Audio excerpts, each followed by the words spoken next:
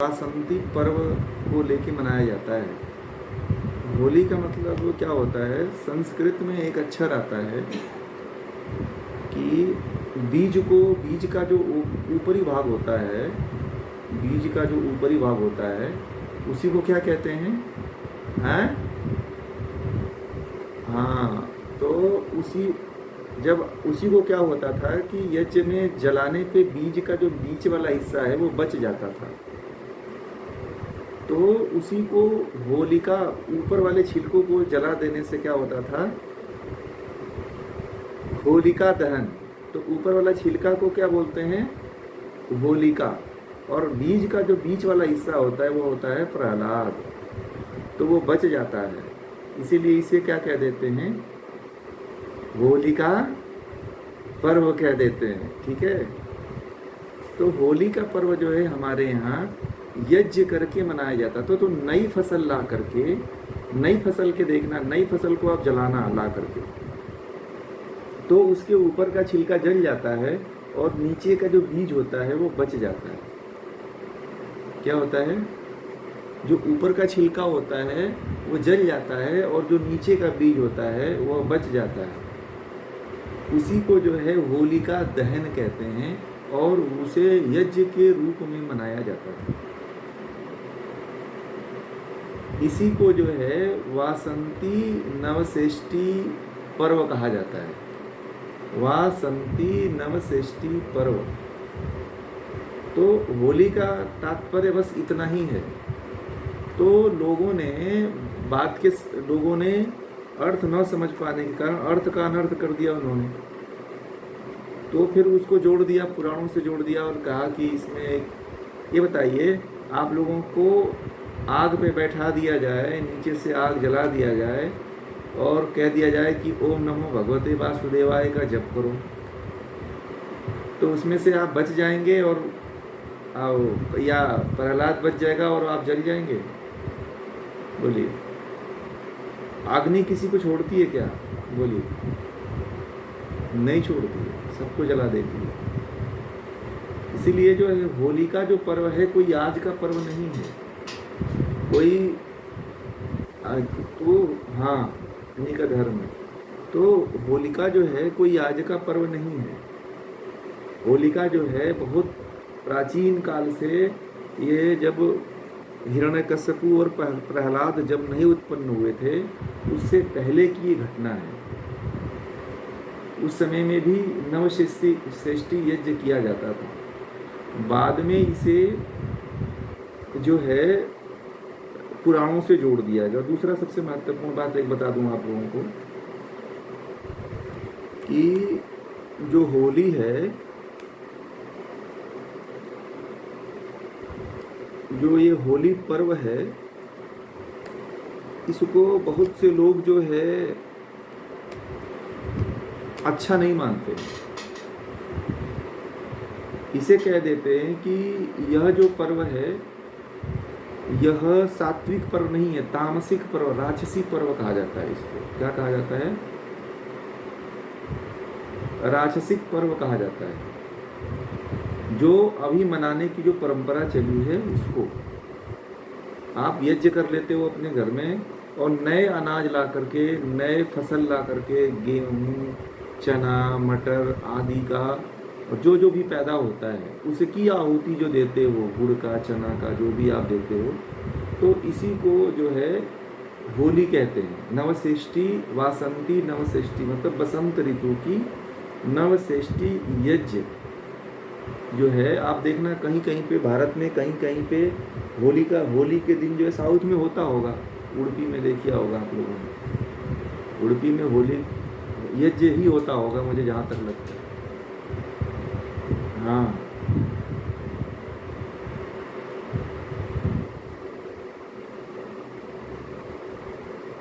हाँ, वो पूरे भारत में ही है। और हम लोगों के यहाँ गेहूँ रखते हैं, तिल रखते हैं, यहाँ पे जो फसल आती है, तो इसलिए ऐसा करते हैं। मैं बताऊँ आपको कि जहाँ जहाँ जो पैदा होता है करते हैं लोग, कि यह जो है यज्ञ का पर्व था और लोगों ने यज्ञ न करके इसको जो है कंडे जला करके, लकड़ियाँ जला करके इसको ऐसे करते थे पहले। तो ये बिगड़ा हुआ रूप है होली। यज्ञ का बिगड़ा हुआ रूप होलिका है असल में, बता। हाँ,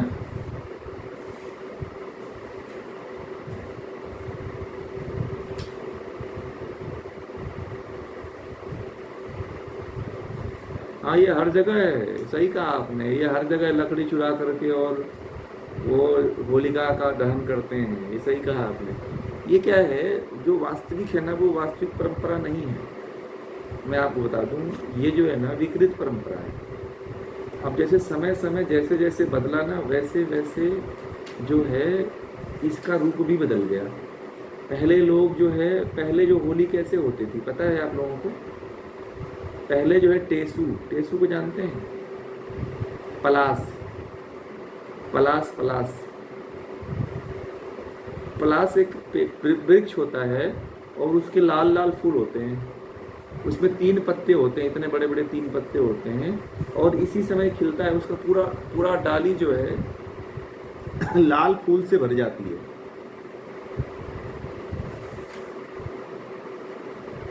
हाँ, और पलास को आयुर्वेद में ये कहा गया है कि यह चर्म रोग का बड़ा ही अच्छी औषधि है। तो पहले के समय में पलास के पत्ते का पाउडर बना करके, रंग बना करके, लोगों को पानी में घोल करके लोगों के ऊपर डालने से क्या होता था कि कोई चर्म रोग आदि बीमारियां नहीं होती थी। ठीक है, इसलिए जो है यह 1 साल तक नहीं होती है। आयुर्वेद में ऐसा वर्णन कि अगर उसके पाउडर को पीस करके कलर पानी में घोल करके आप नहाते भी हो तो चर्म रोग की समस्या ठीक हो जाती है। पलास के फूल से स्नान करना शुरू कर दो, चर्म रोग की समस्या ठीक हो जाए। उनको बताना था, राजेश्वरी जी के लड़के हैं, उनको बता दीजिएगा। तो अगर उसके पत्ते को, उसके फूल को पानी में डाल दें तो उसका वो पीला रंग छोड़ देता है। जो नेचुरल पीला जो बनता है, कलर जो बनता है, वो उसी से बनता है। इससे बनता है वो पलास का जो पत्ता है, मैं भेज दूंगा उसका फोटो, तो आप पहचान जाओगे कि हमारे यहाँ कौन सा फूल होता है। तो उसी का नेचुरल कलर बनता है और उसी को लोग घोल घोल करके एक दूसरे के ऊपर फेंकते थे। तो 1-1, 2-2 साल तक कोई चर्म रोग की बीमारी नहीं होती। तो इतना नेचुरल। और पहले क्या होता था कि पहले जो गांव के लोग हुआ करते थे, तो वो लोग फूल, गुलाब के फूल आदि फूलों को इकट्ठा करके और फूलों की होली खेला करते थे। ठीक है, पतंजलि में बाबा रामदेव के यहाँ फूलों की होली होती है। उनकी एक नई परंपरा है। वो लोग क्या करते हैं कि, और शक्तिपीठ में भी वो लोग क्या करते हैं कि फूल तोड़ करके उस दिन पूरा फूल तोड़ते हैं, एक एक डालिया, एक एक जो है बोरे बोरे, और उसको पूरा तोड़ देते हैं और एक दूसरे के ऊपर फेंक करके ऐसे होली खेलते हैं। तो परंपराएं क्या थी, धीरे धीरे धीरे धीरे बिगड़ती चली गई और नेचुरल केमिकल वाला रूप में जो है कलर आ गया हमारे बीच में। केमिकल कलर आने से जो है, इसीलिए तरह तरह की स्किन डिजीज, अलग अलग तरह की बीमारियां उत्पन्न हो गई। तो यह है होलिका का थोड़ा सा संक्षिप्त रूप। और आप लोग अगर होली खेलना हो तो होली खेलने के लिए मात्र केवल एक टीका दे सकते हैं। नेचुरल फूलों को आप पीस लीजिए मिक्सर मशीन में, जितने फूल होते हैं आपके घर पे सुखा दीजिए, पीस दीजिए और पीस सब पूरा मिक्स करके गुलाल बनाइए। दुनिया का सबसे महत्वपूर्ण, सबसे नेचुरल, सबसे अच्छा वाला गुलाल बनता है उसे। जो अभी मार्केट में गुलाल मिलता है वह सारे गुलाल केमिकल वाले होते हैं। तो आप, अगर आपने गमले में लगा रखा है, कहीं घर पे लगा रखा है, तो उस फूल को सुखाइए और उसका पाउडर बनाइए, फिर देखिए कितना नेचुरल रंग प्राप्त होता है। तो ऐसे होली मनाया जाता है। तो आप लोग भी सही तरीके वाली होली मनाइए।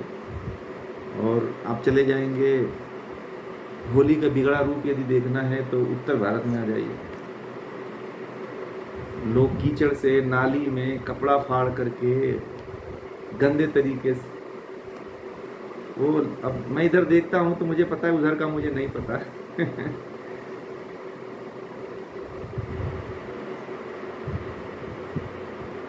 हाँ, ऐसे ही करते हैं लोग। तो हाँ, स्किन डिजीज होता है।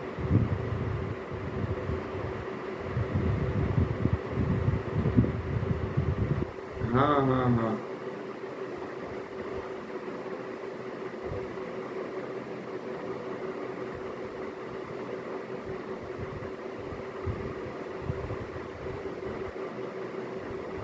एक और बात बता दूं उसका, कि बहुत ज़्यादा गर्मी यदि पड़ती हो ना, लू चलती हो, तो उसके फूल को तोड़ के रख लीजिए आप।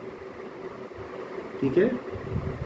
और पलास, पलास वो पूरे भारत में होता है, आपके यहाँ भी मैंने देखा था, मैं दिखा दूंगा, आप लोग देखे होंगे, आप लोगों को नाम नहीं पता है।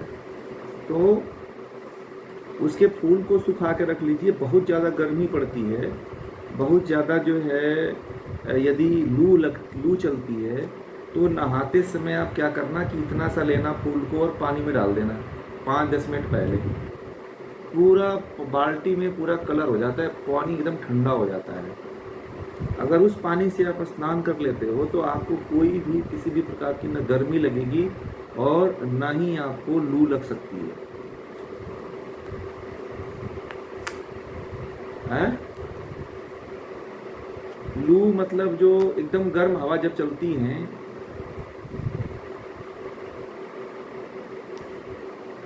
तो वह आपको नहीं लगेगा उससे बचने के लिए। और आप डेली उसे, अगर बहुत ज़्यादा हीट गर्मी पड़ रही है, तो उसके पत्ते को, उसके फूल को आप सुखा लीजिए। सुखा करके और उसको पानी में जब नहाना हो आपको पूरे गर्मी भर, तो इतना फूल लीजिए और डाल दीजिए उसमें। फिर देखिएगा 10 मिनट में पूरा वो अपना सत्व छोड़ देता है नीचे, मतलब पूरा जो उसका पूरा तत्व होता है वो पूरा उसके बाल्टी में आ जाता है। और बाल्टी में आने से जब आप नहाओगे तो पूरा दिन भर आपको, मैंने नहाया हूँ, मैंने इसका अनुभव किया हूँ। इसका अनुभव मैंने गुजरात में किया था। तो एक थी वो टीचर थी स्कूल की, तो मुझे उन्होंने ला करके दिया इतना बड़ा भर के एक पॉलीथीन में। तो बोला आचार्य जी से आप नहाइएगा, बड़ा आपको अच्छा लगेगा, गर्मी यहाँ ज़्यादा पड़ती है। मैंने कहा अच्छा। मैं पहले शुरू शुरू में गया था गुजरात के तरफ, तो बोले कि वो आपको बड़ा यहाँ पे गर्मी बहुत ज़्यादा पड़ती है, तापमान 44 हो जाता है। तो उन्होंने मुझे वो फूल दिया। मैंने कहा कि ये तो हमारे गांव में कोई इसको यूज ही नहीं करता, फेंक देते हैं हम लोग अपने तरफ, चाहे कहीं पे भी देखो इसको कोई यूज ही नहीं करता है। तो वो,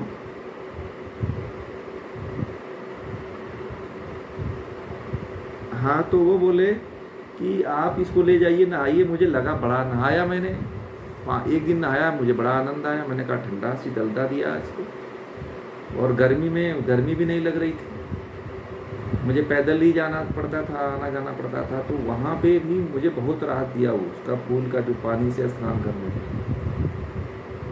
तो इस तरह से उसके फूल को मैं भेजूंगा, आप लोग देखिएगा, बहुत अच्छा फूल होता है उसका। सीजन यही है उसकी, सीजन यही है, गर्मी का ही सीजन है। अभी उसका अब अंतिम है, बसंत ऋतु आती है तो झड़ने लगता है धीरे धीरे, परंतु 1 महीने 2 महीने तक उसका फूल रहता है। ठीक है। तो ये है होली के बारे में। अब और बताइए आप लोग, कोई और आप लोगों का कोई प्रश्न हो?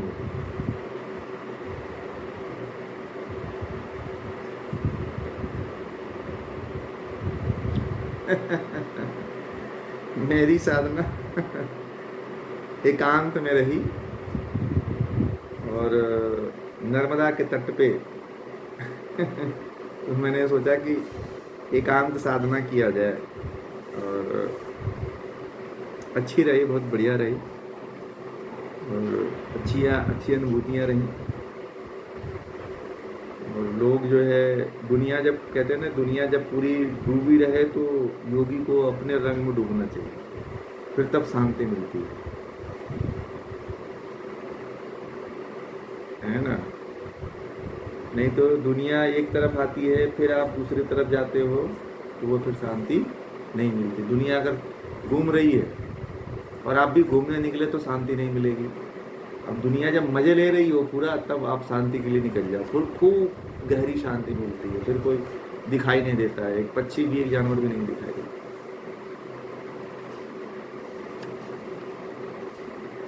हाँ, जब लोग सब त्योहार में व्यस्त हों, तब आप साधना करो। तो सबसे अच्छा होता है। हाँ, जहाँ पे थोड़ा पहाड़ी हिल एरिया हो, थोड़ा नदी का किनारा हो, तो फिर साधना करने का आनंद आता है। गुफा कोई हो, जहाँ मतलब लोगों का आना जाना कम हो, तो फिर जब आप साधना करोगे, ध्यान करोगे, तो उसकी अनुभूति आपको महसूस होती है। तो आपको उसका कुछ पता चलता है कि वास्तविकता क्या है, और अपने आप को अनुभूत करने का समय मिलता है।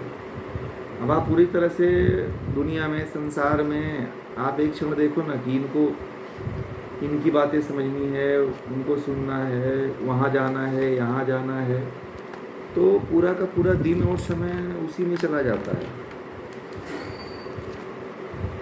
अपने लिए कुछ समय नहीं निकल पाता है। तो इसलिए जब भगवान श्री कृष्ण ने गीता में कहा है ना कि जब दुनिया जागती है तो योगीश होता है, और जब योगीश होता है तो दुनिया जागती है, तो ऐसा हमें संकल्प लेके काम करना चाहिए।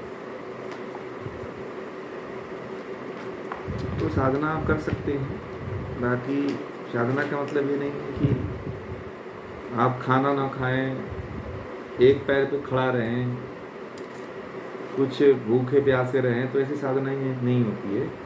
साधना जो है, शरीर को पोषित करते हुए, शरीर को उसका साधन देते हुए साधना करनी चाहिए। ठीक है, और बताइए आप लोग।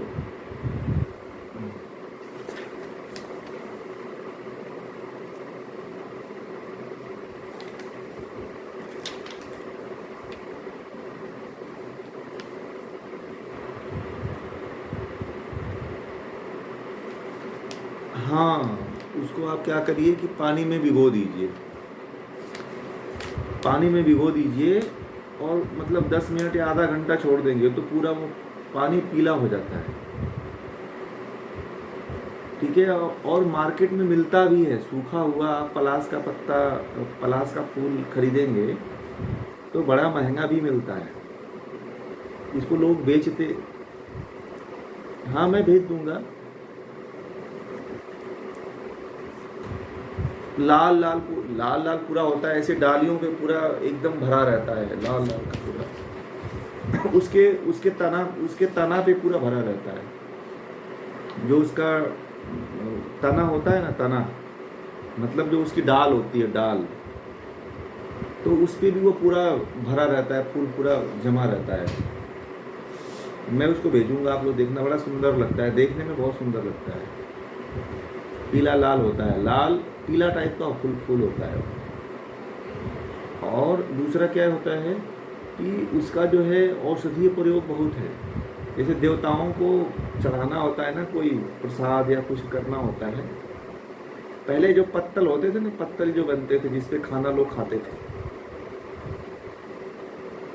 जैसे कि साउथ में तो केले के पत्ते पे खाते थे, परंतु उत्तर भारत में जो है लोग उस पलास के पत्ते पे ही जो है भोजन करते थे।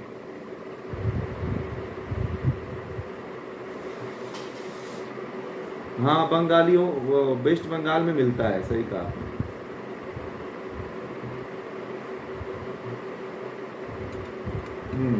और ना उसके ऊपर पानी पूरी वाले भी उसी दोने में खाते हैं, पानी पूरी जो खाते हैं ना, चाट जो खाते हैं, तो उसी पलास के पत्ते में ही डाल करके खाते हैं, तो वो ज़्यादा स्वास्थ्य के लिए अच्छा होता है।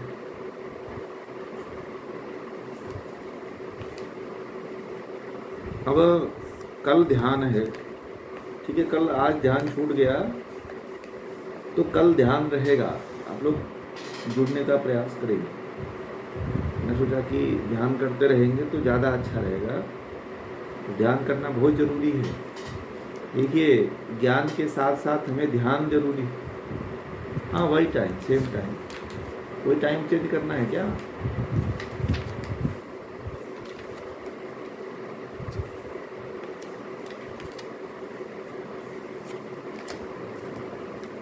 अगर ऐसा है तो जल्दी करना है तो जल्दी कर लेंगे, अगर ऐसा है तो जल्दी कर लेंगे। अगर 6 बजे अगर आप लोग कर सकते हो तो मुझे कोई दिक्कत नहीं, मैं तो करवा दूंगा 6 बजे कर सकते हैं ना, 6 बजे, 6 से 7 तो टाइम चेंज कर देंगे। अच्छा है तो ठीक है, टाइम हम चेंज कर देंगे और अभी डाल देते हैं, जैसे क्लास समाप्त होती है मैं समय उसका बदल करके 6 से 7 कर दूंगा। ठीक है, या 6 से 7 आप लिख दीजिए तो और लोगों को समझ में आ जाएगा। कुछ लोग ग्रुप में डाल दिया पलाश का फूल, तो आप लोग वहाँ से देख लीजिए पलाश का फूल ये डाला है इन्होंने।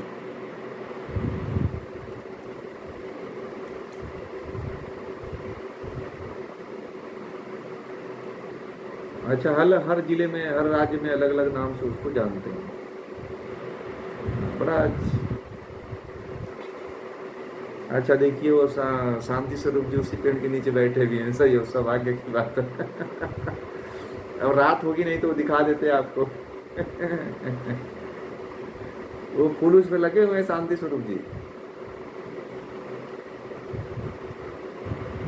तो आप टॉर्च वॉर्च के माध्यम से। अच्छा।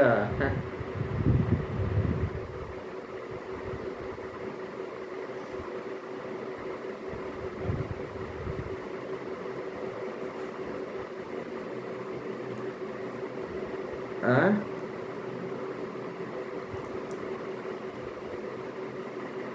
हाँ, वो महेंद्र जी ने भेजा है शायद ग्रुप में, देखिए आप लोग। वहाँ तो बहुत था, हम लोग महोत्सव में गए थे ना, बहुत था वो तो वहाँ पे। ये पूरे बार भाई प्रसंग आता है ना, जब आप आवश्यकता है बता दूँ तो। वो बात मुझे भी नहीं आती है, जब आप कोई बात होती है तो बात आ जाती है। ज्ञान तो रहता है, लेकिन मैं इसीलिए बोलता हूँ ना कि अगर पूछेंगे तो बताएंगे।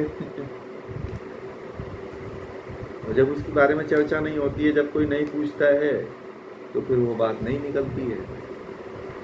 अब प्रसंग होली का आ गया तो इसलिए वो बात आ गया, याद आ गई।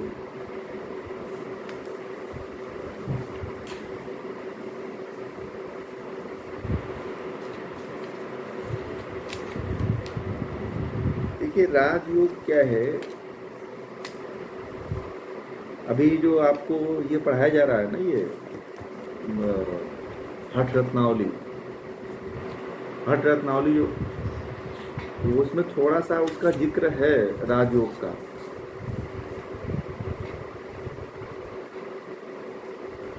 तो उसमें राजयोग के बारे में बताया गया है कि आप पुस्तक, आप लोगों के पास है पुस्तक, पुस्तक है अभी हठ रत्नावली की, हठ रत्नावली जो पढ़ रहे हैं उसकी पुस्तक, वो इंग्लिश में भी आती है, आप उसको मंगा लीजिए, बहुत अच्छी पुस्तक है ये। और ये सबसे पहले हठ रत्नावली इंग्लिश में ही छपी है, हिंदी में नहीं छपी है। और इसको ये साउथ के ही किसी योगी ने इसको सेव करके, बचा करके, छिपा करके रखे हुए थे। तो इसको वेंकट रेड्डी कोई थे, उन्होंने इसको जन सामान्य के लिए, सी वेंकट रेड्डी, उन्होंने इस पुस्तक को, ये श्रीनिवास भट्ट थे जो उन्होंने जो है इसको संरक्षित करके रखा था। तो उन्होंने इसको जन सामान्य के लिए फिर से इन्होंने प्रकाशित करवा दिया चौखंबा से। चौखंबा प्रकाशन दुनिया का, भारत का सबसे बड़ा प्रकाशन है, वाराणसी का, जो लगभग दुनिया के सभी पुस्तकों को रखा हुआ है, लगभग सभी शास्त्रों को वह संरक्षित करके रखा हुआ है। चौखंबा प्रकाशन ऐसा प्रकाशन है कि जहाँ पे कहीं भी कोई पुस्तक जो प्राचीन से प्राचीन पुस्तक हो, वह कहीं नहीं मिलेगी तो वहाँ मिल जाएगी। ठीक है। और लोनावाला जो है ना,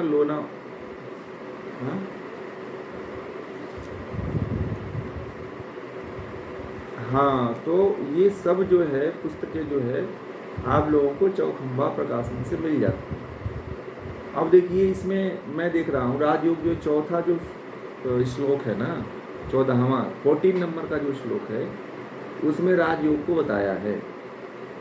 मैंने शायद बताया था, फिर भी एक बार आप लोगों को बता देता हूँ।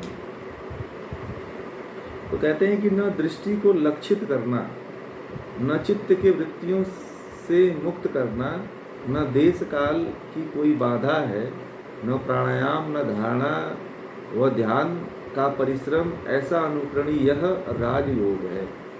तो मैंने आप लोगों को ये बताया था कि राजयोग है क्या।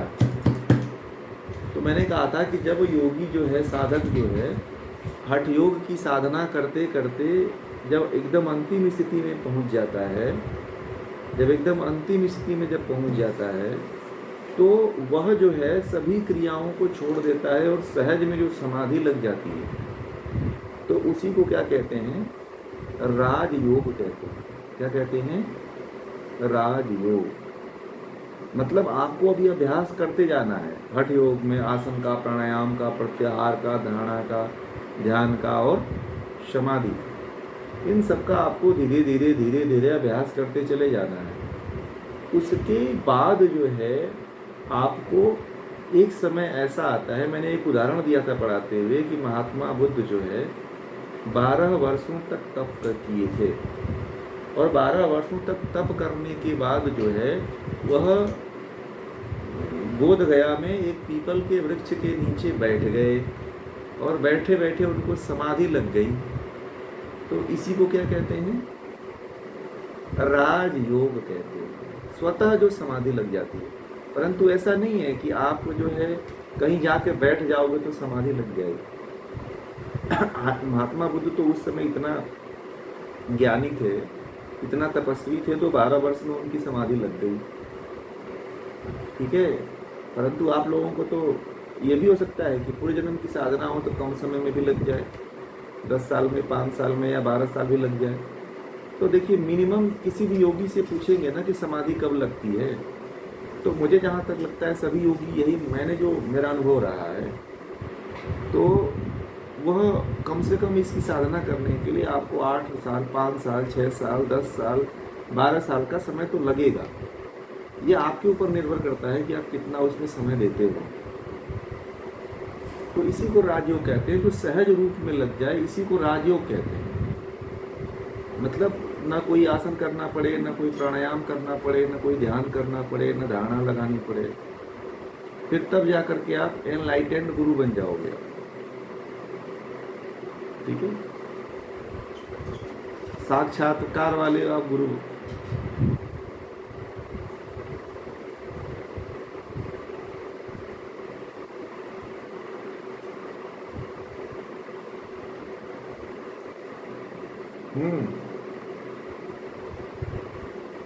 गलतफहमियां ये है। बोलिए बोलिए बोलिए लता जी।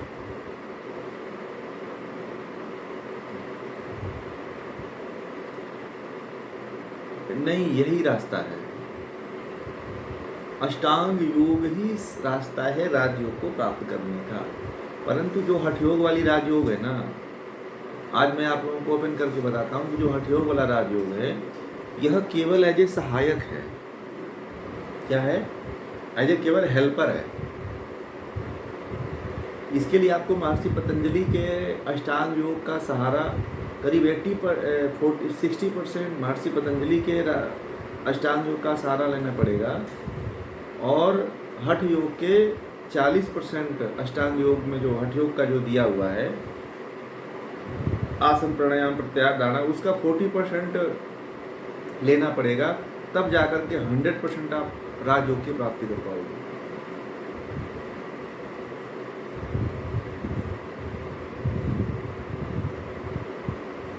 नहीं, अगर आप केवल महर्षि पतंजलि के माध्यम से जाना चाहते हो तो थोड़ा समय लगेगा, ज्ञान और बढ़ाना पड़ेगा। बाकी साथ साथ दोनों को लेके चलते हो तो थोड़ा सा समय का अभाव रहेगा, कम लगेगा। और दोनों में क्योंकि दोनों स्थितियां शरीर में पैदा होती हैं भाई, अनुभूति बाहर होती है कि भीतर होती है, बताइए। जब भीतर होती है ना, कोई भी अनुभूति बाहर तो नहीं होती है, तो सब भीतर होती है। तो अष्टांग योग और हठ योग दोनों कहाँ हैं? शरीर में हठ योग कहाँ है? किसको शरीर में हठ योग कहते हैं? चक्रों को, कुंडलिनी शक्ति को। वो शक्ति अपने अपने भीतर है, ठीक है, वो शक्ति अपने भीतर है।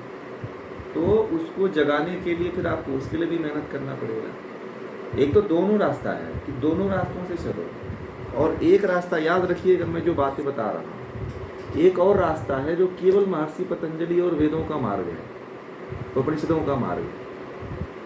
केवल अगर इस पे भी चलोगे तो भी आप परमात्मा तक पहुँच सकते हो, परंतु इसके लिए आपको धैर्य रखना पड़ेगा, बहुत ज़्यादा समय लगाना पड़ेगा, ज्ञान अर्जित करना पड़ेगा, गुरु का सानिध्य चाहिए। दोनों में गुरु का सानिध्य चाहिए।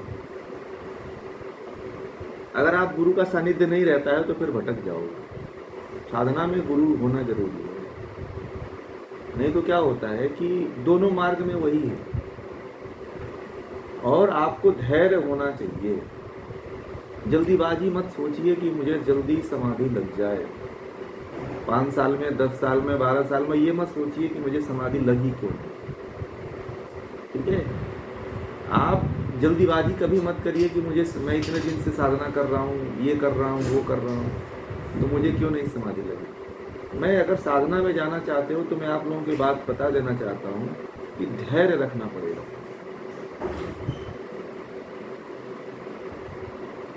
महर्षि पतंजलि का मार्ग बड़ा धैर्यवान व्यक्तियों के लिए है। इसमें प्रतीक्षा आपको करनी पड़ेगी। अपना काम नहीं छोड़ना कि 1 घंटा आपको, 2 घंटा, 1 घंटा सुबह, 1 घंटा शाम, आपको साधना करनी है। अगर देखो, इसमें घाटे का सौदा नहीं है। क्यों नहीं है? कि मान लो अगर इस जन्म में समाधि लग गई तो भी ठीक है, और नहीं लगी तो भी ठीक है। बोलिए क्यों ठीक है? मैंने क्यों नहीं कहा कि ये घाटे का सौदा नहीं है? बताइए।